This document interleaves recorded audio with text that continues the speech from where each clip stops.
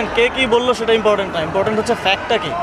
Fact তো আপনারা দেখেছেন, আপনারা নিজেরাও রিপোর্ট করেছেন। বিপিএল নিয়ে আপনার স্পোর্টসের কোন সাংবাদিকটা রিপোর্ট করেনি বিপিএলের অনিয়মের বিষয় নিয়ে? কেউ আছেন যে রিপোর্ট করেননি? আপনারা সবাই করেছেন। তো আমরা সেটা অনুযায়ী একটা তো সত্যানুসন্ধান কমিটিও করেছি। তো আমরা ফ্যাক্টগুলো বিবেচনায় নিয়েছি, কে কী বললো এগুলো দেখার বিষয় না। আর আমি মনে করি যে আপনাদের থেকে শুরু করে বাংলাদেশের 16 কোটি মানুষ চায় বাংলাদেশের ক্রিকেটটা ভালো করুক। আমার ফোকাসটা হচ্ছে ক্রিকেট ভালো করবে কীভাবে সেটার দিকে। আমার ফোকাসটা এরকম না কোন ব্যক্তিকে বসালাম বা কাকে। এখানে ভাই আমিনুল ভাইকেও আমি চিনি না, ফারুক ভাইকেও আমি চিনতাম না। আমি ক্রিকেট সংশ্লিষ্ট 10 জন মানুষের সাথে কথা বলেছি, যাদেরকে আমার মনে হয়েছে অংশীজন, তাদের মতামতের ভিত্তিতে তখন ফারুক ভাইকে আমরা এনেছিলাম। কিন্তু অ্যাডমিনিস্ট্রেটিভ জায়গায় আমরা দেখেছি যে সেভাবে কাজ হয়নি এবং বাংলাদেশের ক্রিকেট তার মানে ঐতিহাসিকভাবে তলানিতে চলে যাচ্ছে। তো এটা একটা কনসার্ন, এটা একটা ন্যাশনাল কনসার্ন। তো এই জায়গা থেকে আমরা ক্রিকেটের উন্নতির জন্য ফ্যাক্টগুলোকে বিবেচনায় নিয়ে আবার আমাদের জায়গা থেকে সিদ্ধান্ত নিয়েছি।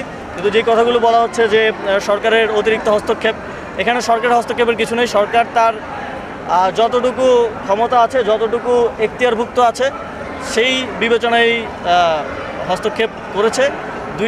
দুইজন ডিরেক্টর দেওয়ার ক্ষমতা সরকারের আছে, সরকার সেখানে পরিবর্তন করেছে। সরকার প্রেসিডেন্টকে অপসারণ করেনি।